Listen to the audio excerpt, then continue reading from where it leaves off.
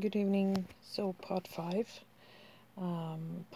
is going to be about that bad habit and that bad need the narcissists have uh, when paying somebody and thinking they own their time completely. I mean, when the lady who changes my mother's diaper came the first time we met her, she asked, "What exactly do we want from her?"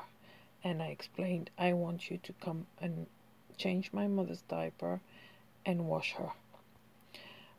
She gave us a price for that work that she would come and do twice a day. So she would only come, change her, and leave. Okay. Change her, wash her, comb her, whatever, and leave. So that was a done deal. From the beginning, my mother was kind of complaining about how little the woman stays. Of course, my mother wants somebody's attention, and she would have liked this strange woman to hear what she has to say. So it's not very convenient for her to have somebody come in, do her job and leave. Like a job that would take her three-quarters of an hour and leave. And criticizing her every time she leaves, saying, oh, she was in a hurry to leave again, or different things. Anyway, the day I went to the doctors to get the blood test results and I had put the recorder in the room and I told the lady to stay a little bit longer, I saw how she uses a stranger to tell them all about, you know, what her husband did to her, what her daughters did to her. And she was emphasizing more on me. Okay, she was very angry with me because before I left, she informed me that she was going to tell the woman, I'm going to tell that girl to fold the sheets, sweep a little bit, sweep a little bit, do some cleaning around the house. And I'm like, Mom, you can't say that. Well, we're going to have to pay somebody else to do that, or I can do that. But she is paid only for what she was told to do. The price she gave you is for that. And I told her that I gave her half of the money already, and my mother was like, why did you give her money already? She said that this price was for a month, didn't she? I don't know if I'm going to be here that long. I said, even if it's not, we have been taking advantage of her. Sometimes don't go to the toilet the time that she's here, and we call her again, so she does come 3 times a day, actually. And we kind of had a little argument there. Well, not argument. I told her, please don't do that. You might say something that's going to upset her or something, and she will not come again, and she might stop coming, and I don't have another person for that job. So in the recording, I could hear her tell the lady that I so nicely asked my daughter if I could ask you to fold the sheets, do some sweeping and all that. And she went mad at me and she went berserk and told me not to do that, Why? I'm not asking so much, am I? Kind of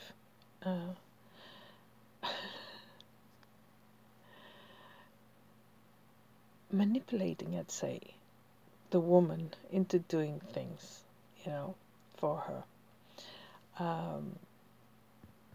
One day she even said to me, she said, take her at the back to do some ironing or whatever, you need her to do. We're not paying her for nothing, just because she didn't poo that day.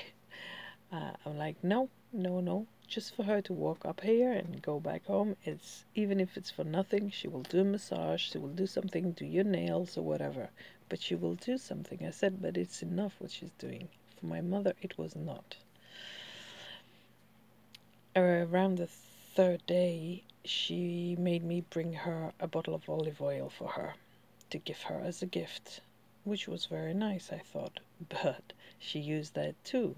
Yesterday, she told me, when I said, don't ask her to do any more things, again, for the 5th time, I explained, she said, look, I didn't give her olive oil just like that, which shows their real character. This that they when they do a favor or they give a gift, it's never with no return. They expect something in return.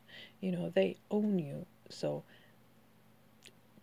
I mean, narcissists really feel bad giving. The only reason the gift is not like we do. You know, you give a gift to make somebody happy. No, it's not. It's not like that. It doesn't work like that with them.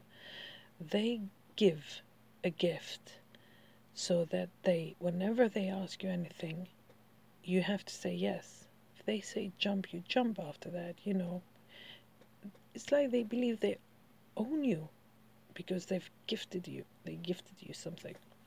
So, and then, so yesterday, the last time the woman came, she was in the kitchen and she was making some signs to me, you know. I didn't really understand, but at the same time, my mother was telling me, I asked her to give me her phone number. And she was like, what do I do? You know, do I give it to her? And I said, why do you want her to give you her phone number? I have it. I said, I have her phone number. Whenever we need something, you tell me and I will call her.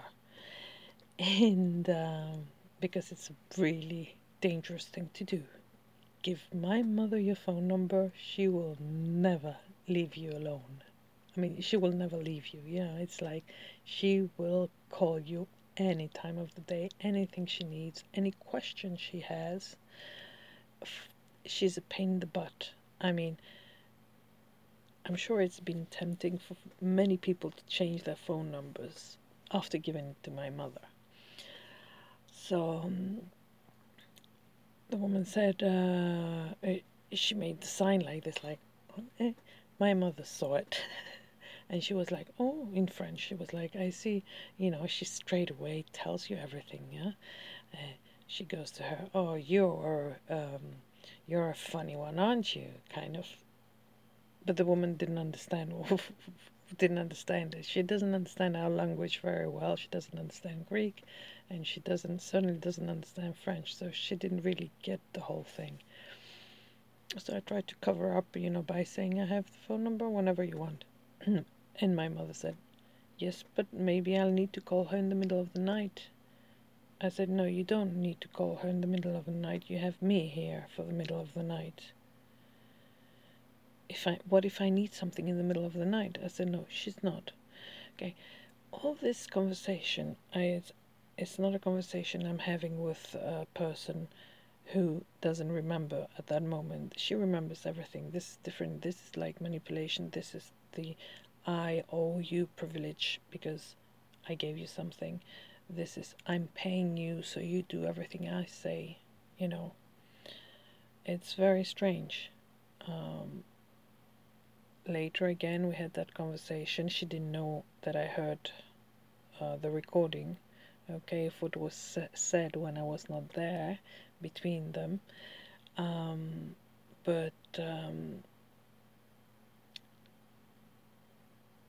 again, she said, after she left, she said, oh, you'll bring me another liter of olive oil to give her tomorrow. So she wanted to bribe her a little more.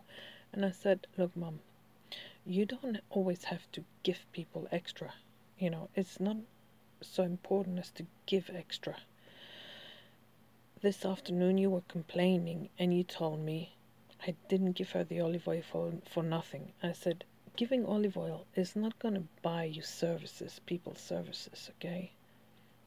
If you give olive oil, you give it from your bottom of your heart, you know, because you want to give some. But you can't give a gift and at the same time complain that you don't have enough for your money, you know, that they're not doing enough for the money you're paying them. It doesn't go together, you know. And we have called her at 11 o'clock at night and she came to change you. I said, that is a privilege. This is, you be grateful, give her a gift if you want, but keep it to that, you know. You're not going to get more. And she just couldn't understand how I was thinking. You know, I mean, she did tell me, she said, you and I, we don't think the same way. said, no, we don't. You know, we don't. Every day she gives a little more pocket money to my youngest child, son, who I have here, because she wants him to be there, you know, next to her. So she's bribing him, you know. She thinks that if I give him pocket money, he's gonna feel obliged to be near me. And my son is not that type at all, you know. He's like, no, yeah, no, I'm bored. I'm going to do my own thing, you know. He takes the money, of course. He says thank you, or he tells you, you gave me already. But he's not that kind of. He's a clever little guy. He knows how to handle, you know. He knows his freedom and his rights. I'm more going after him and telling him, you know, go and sit a little, you know, near grandma. Keep her company for a little while, you know. She wants to see you and all that, and we don't want her complaining because she gave you money. So it's my wrong here. My mother has more a clever way of doing it, and then she will complain about it later on. I mean, in a month or two, she's gonna say, you know, that little bastard, you know, I gave him so much pocket money and he didn't sit enough next to me. That's her way of doing it. So anyway, second part is that I asked her about the memories, you know, the good memories I was talking in video 4. What were her good memories? It was strange because she said, yeah, my good memories are when I was a child and we went there to that town on holiday. And then suddenly she says, though we had a very difficult father, it's very rare for her to say that she had say something bad about her father. Like my aunt too, she can't say anything bad about her father. He was very authoritarian towards my mother. It's like they were not allowed to have a bad opinion about their father. Okay? It's like they were traumatized, you know, if for saying or for thinking or for daring think something bad about their father. Because I realized that after his death, I mean, the guy was a Hitler. I tell you, the guy was a piece of cake. And I should be the last one to complain because I was his favorite granddaughter. But I saw him treat my cousins in a really, my sister and my cousin in a really awful, terrible way, you know. He was always giving me pocket money, and he was always buying me bicycles and new bicycle and all that. For some reason, maybe it was because I was his first grandchild, I was favorite. But when he died, I seemed to be the only one who said, "Oof, now we can, you know, be more free. We can be more ourselves, you know." And everybody was like, you know, he was such a good man. No, he was not a good man. He was a tyrant. And so my mother, for the first time, she said, he was very authoritarian towards my mother. And I was surprised because I knew he was authoritarian towards everybody else. Okay, but we never saw him be authoritarian towards my grandmother. Though her being such a quiet and not speaking character and very discreet, always in her kitchen, you could have guessed that she was castrated. I mean, she's not a man, but she was like, psychologically castrated. And I asked her, and I said, towards grandma, yeah, he was. How, in what way, in what sense, you know? He said, well, he was always shouting at her and telling her that she was pushing us, the children, so my mother and her sisters, against him. And I'm going to ask her more about that. She started talking about how when they were coming back from school, he had each twin on each side. They were not allowed to walk next to each other because he didn't want them to speak between them. Can you imagine? The father bringing back the kids from the school, walking back from the school to the house, and he had the twins on each side of him. He was in the middle because he didn't want them to speak together. I had to ask her twice the question to understand because I didn't really get it. I said, "What do you mean you couldn't be close? You couldn't be near each other? Why?" She said, "Well, we walked in on each side, and we walked home silently." So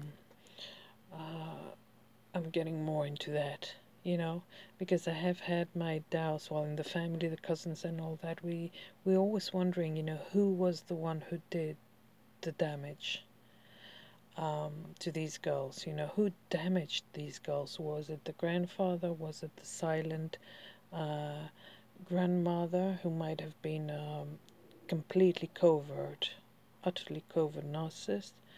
The authoritarian grandfather? Or was it the aunt, the diva aunt who adopted for 4 years, who had the care of the twin sister for 4 years? And maybe I'll get to the bottom of it someday with some questions. The thing is that my mother doesn't seem to know very much, because when I asked her, who had you, when did you leave your aunt to go back with your father and mother, she couldn't remember. And then she said, it's such a shame though that two brothers who married two sisters hated each other so much. And I was like, well, they couldn't have hated each other always, because I see a lot of pictures where when they were young and they were going out together, they were all together at parties or whatever, at the beach or whatever, all 4 of them together. And I said they couldn't have had a bad relationship, otherwise they wouldn't have given you twins to be taken care of, the brother and sister. For those of you who haven't seen a video, I have a video where I talk about my family history. So there was twins, and my grandparents couldn't take care of them because they had their work, that the business that they started was going up, and they were really, really busy and trying to make it, make a thing out of it. So they gave the twins to the brother and sister, who were a couple too. So the sister of my grandmother and the brother of my grandfather. And then they took them back when they were 4 or 5 years old, which must have been really devastating for the abandonment issues. Yeah, we talk about abandonment because they were really spoiled on one hand, and the grandfather was authoritarian, and this abandonment issues, and it somehow must have created, the personality disorder in my mother. So I think they started hating each other when my grandfather realized that he lost control over his daughters, and his daughters loved the aunt like their mother. I think my grandfather didn't expect that. He just thought he could drop the kids, someplace, give them a new mother and father, and then take them back and think that everything was going to be normal. I don't know, but they really did hate each other. And when we were kids, I remember that we always preferred to go and stay at that aunt's house, that great aunt for us house, because she had a garden and she was on a safe street where we could play and do things, and she was not so stressful as my grandfather. So when we went over on holiday and all that, we always preferred to go and stay at the aunt's, something my grandfather never appreciated, and he would always complain about it, and he would always be on edge, and criticizing my aunt, because we would go and have lunch and dinner at his place. So we were staying at my aunt's, but being fed at my grandfather's house. It was strange. I'm sure the man did all the damage. But when I was asking her, there was some question, she didn't have any answer, and I was surprised. And I said, "You never asked anybody?" She says, "No, I don't know. I think they were not even allowed to ask questions, Like, also tonight, we have the psychiatrist is coming at the house tonight to check her, with the excuse that he's coming to see if she has dementia or if she has Alzheimer's, because she forgets very recent things and mixes stories.